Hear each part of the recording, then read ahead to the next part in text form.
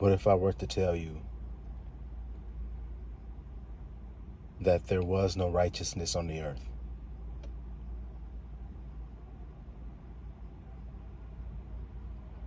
What if I were to tell you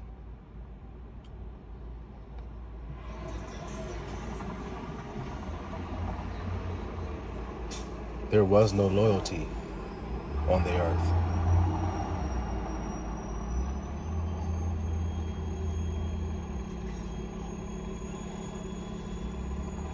How would it make you feel if I told you there was no love on the earth?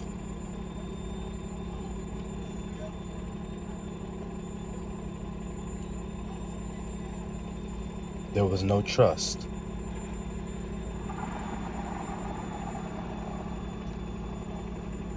How would it make you feel?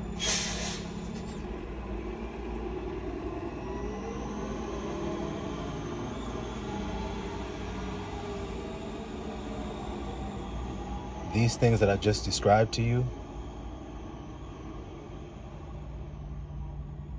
love, trust, righteousness, fairness, and equity, those things don't exist.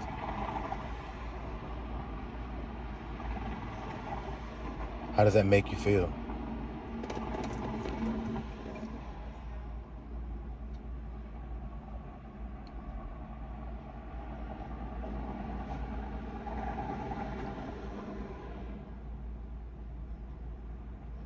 Well, I will have you know that that's part of overcoming the world. Our emotions tend to be tied up in these things like love, loyalty, trustworthiness. And it's obvious, those things are very important to a marriage, to a family unit, to a tribe, as well as to a nation. Without those things that I just described, do you think any of those relationships I described will stand?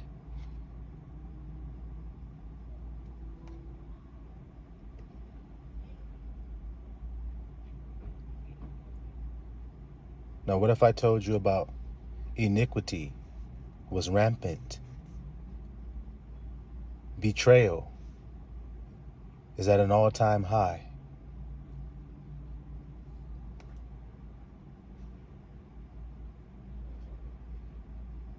How would that make you feel?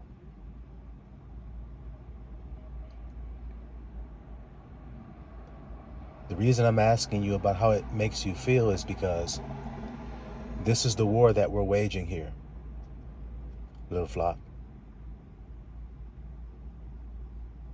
That battle for how you feel about these things I just described to you, the things that you long for and that you yearn for.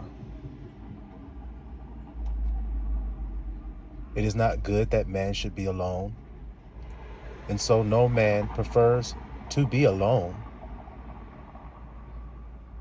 He may prefer to take time alone to himself, but to be constantly alone is not good. So a man looks for these things, these companionships, these loyalties, these friendships, these bonds. Do you see? Whether it be through a marriage, like I said, a family unit, a friendship. Men tend to look for these bonds, and these bonds are built on love and loyalty and trustworthiness and the things that I've described, that I've asked you to consider that they don't exist.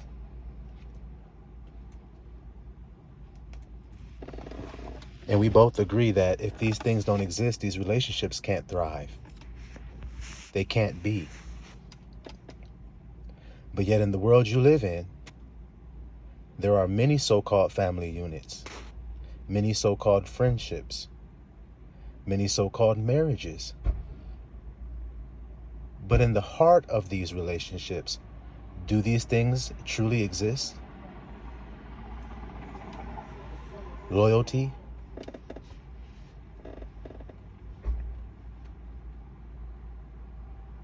You'll find that in life, that as you look for it, you will consistently and constantly be let down.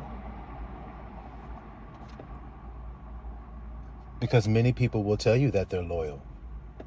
Many people will tell you with their lips that they love you. But with their heart, you'll see that it's very far away from you. It's not near to you. Their heart is not near to you. They don't consider what you go through. Not truly. Because their heart isn't near to you. Their heart is far from you. Because they're not loyal. They just say that they are. And this feeling that we feel because of that is nothing different than what the Father has experienced, don't you see? You experiencing that feeling is the proof that you are made a friend to the Father, being able to relate to him and what he's been through. That Abba's wife honored him with her lips and said that I would do your commandments and I'd love you and do the things that you told me to do. But her heart was far from him. And she longed after her other lovers instead of the one who loved her the whole time. The one who really cared for her. The one who saw her in her truth, even though she always saw herself in a lie. The one who saw her value, even though she said she valued herself, but by her actions she showed that she constantly was willing to play the harlot for a little attention, for some words of praise. You're pretty. You're sexy. I want you. I desire you. That's enough payment for a harlot. And so it is with God's wife. She played the harlot on him. And so as a man, we can all understand what that feels like, to have a wife that says that she was loyal to us, that she loved us. Even if you have not been through it, you can understand it, can't you? What it would feel like? Do you think that's something that you would like to experience? I would say no. But acceptable men are made in the furnace of adversity. And this is the furnace of adversity that I'm describing to you. Righteous men are often having to stand firm, even at the turning away of their wife from them. Like Job, you see?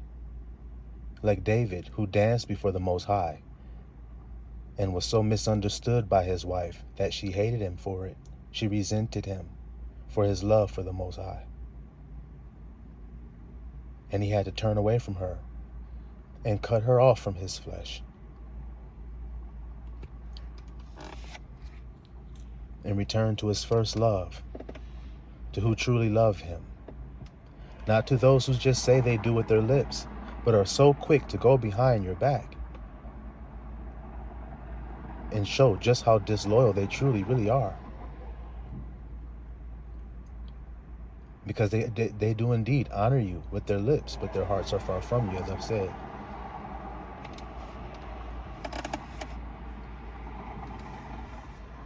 And where we are now, little flock, this place that we are gathered to now, is a place of understanding this, of being prepared for it, to deal with it properly. Not to become angry, not to become vengeful. You see, when it happens to you, you feel that feeling inside of yourself, that great fear welling up inside of your belly, spreading through your whole body, filling you with terror. Your heartbeat changes, your breathing changes. And all of this because of a betrayal or an act of disloyalty or an act of unfairness, or just a lie. You see? As I've said, just like the Father has had to endure with his people. And it's a strange thing when you read it at first. When you hear the Father speak to his wives and the way that he talks to them, it's strange when you hear it at first. And you hear him talking about, I'm going to strip you naked and take from you everything that I gave you because you dishonored me. You didn't reverence me as your husband. And so now I'm going to kick you out into the street where you like to be. I'm going to kick you out there naked so that everybody can see your shame and see what kind of woman you truly are. And yeah, for a time your lovers may dote on you, but then there will also come a time when you will search for your lovers and you will not find them. You will search for them and you will give your body to them. You will get on your knees for them and pleasure them. And they still won't be yours. And you still won't have their heart. And they still won't love you. And until Israel understood that, they suffered. Every time they looked for someone else to take care of them, they suffered because they didn't have faith in their husband. As I've said, who truly loved them.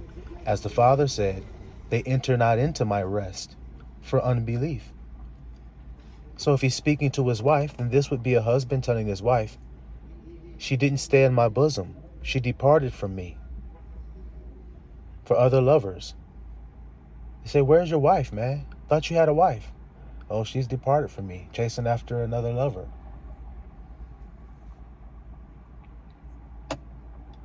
And like I said, you read the scripture, you'll find these exact things going on in the scripture. If you read Hosea, it's a perfect example of this. It's a perfect example of what I'm telling you right now today. And in other places in the scripture, where she doted on her lovers and chased after them. And she suffered every time. And so it is with Israel. And so it is with anyone who is disloyal to you.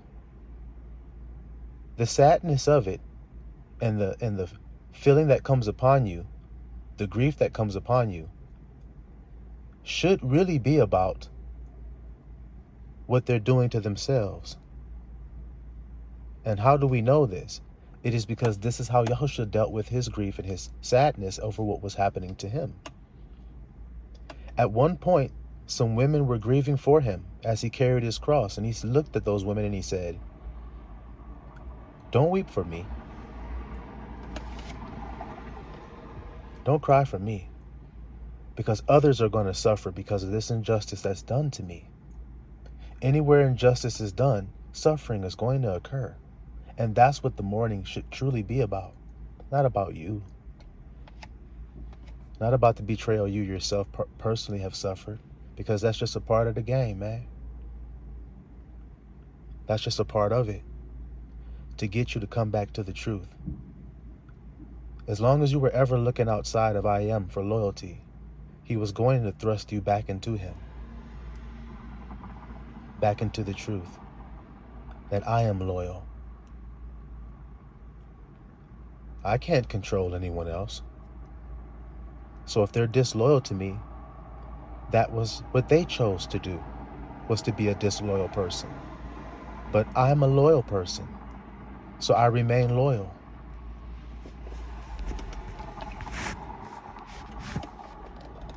If I'm looking outside of myself to be respected, then I'm going to be thrust back in through hard, painful circumstances, thrust back into I am respected. I am respectful.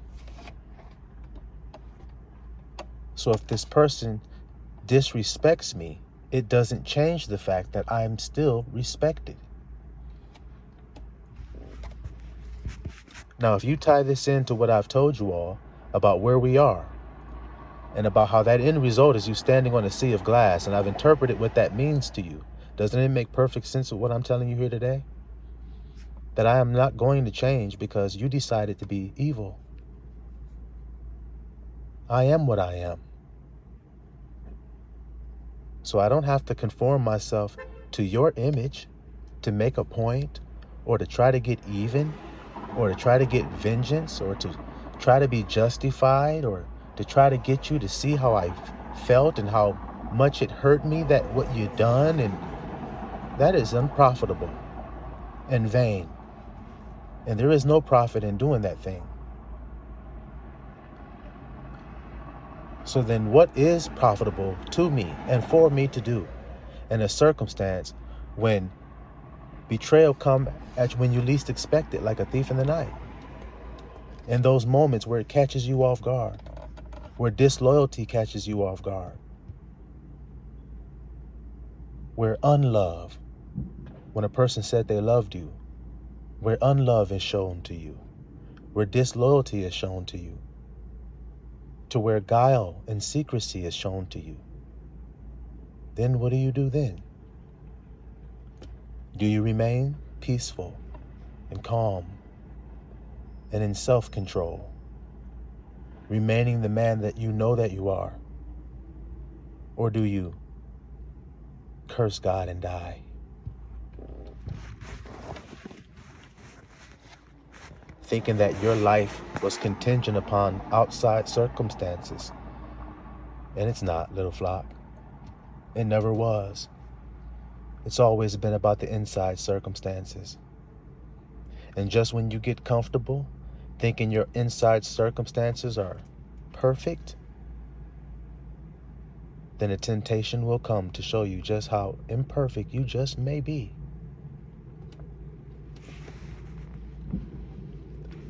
And why must that happen? To bring you back to who you were, which was perfection all along. And perfection is not what men think it means. Perfection means whole and complete, needing nothing, wanting nothing.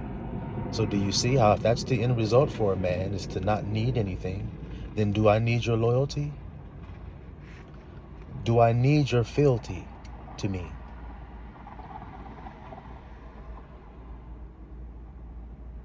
Do I need you to be trustworthy?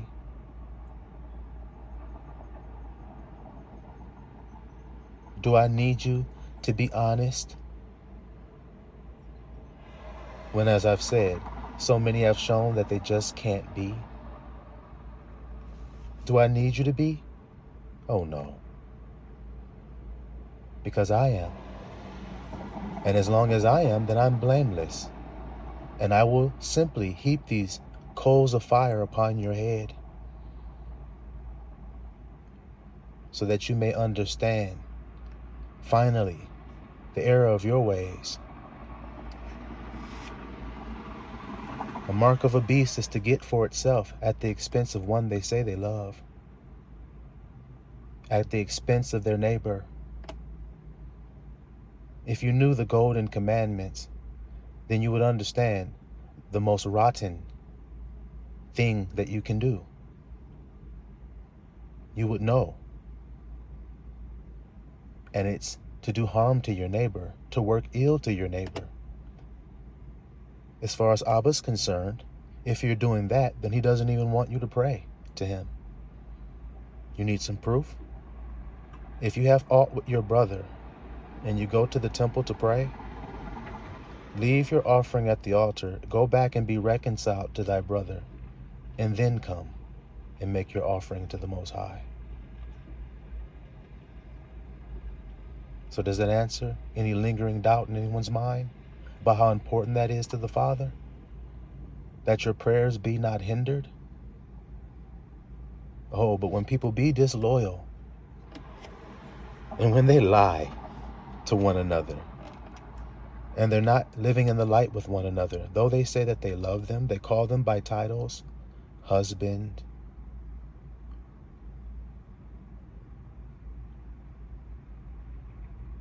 Abba, but those hearts are theirs, always on the next thing that they think is sparkly and shiny, always on something that they think will love them better than their husband, always got their mind on something that they consider to be dazzling and can make one wise. But as soon as you eat of it, you die. And as soon as you commit adultery on your husband, you die. And like I told you all, that's why Israel has always suffered. They have always looked for someone else to take care of them other than their own husband. And as you can see, they went into slavery on the earth because of that. Well, if you want somebody else to take care of you, let them go ahead on and show you how they actually feel about you. Do they love you? No. Do any people on the earth love you? No. They all hate you, don't they? Yeah, all the nations and races of people all hate my race of people. What the heck? Why? Well, because you didn't reverence your husband. That's why. Your husband tells you the truth of yourself, but you'd rather go and live a lie for a momentary satisfaction?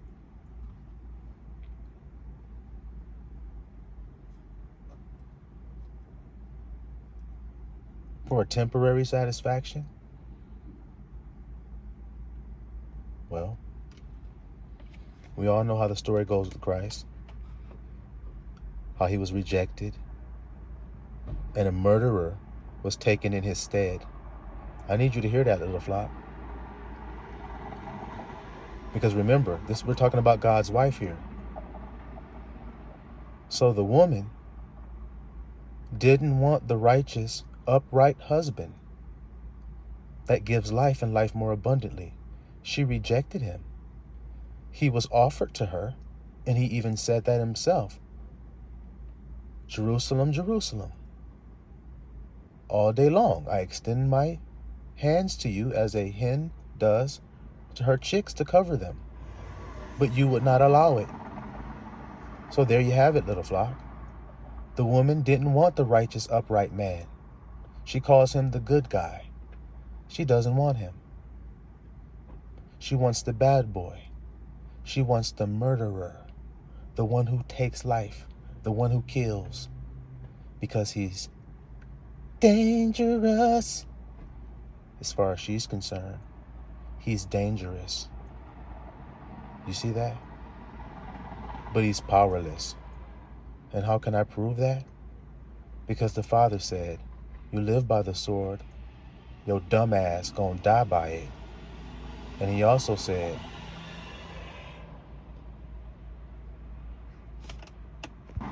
fear ye not him who can kill the body, but rather fear him who can kill the body and the soul. You see that there? So in her delusion, she accepts a murderer instead of the anointed one, the chosen one. You see that? And you see it happening all over the earth today to represent that truth, that this is what God's people have done with him. And so who are we as men to complain if we experience in like fashion, showing that we are friends of the Father? Who are we to complain for such a thing? We are to do what the Father does in such a case. And what did he do? When he was betrayed, when his wife was disloyal to him, what did he do?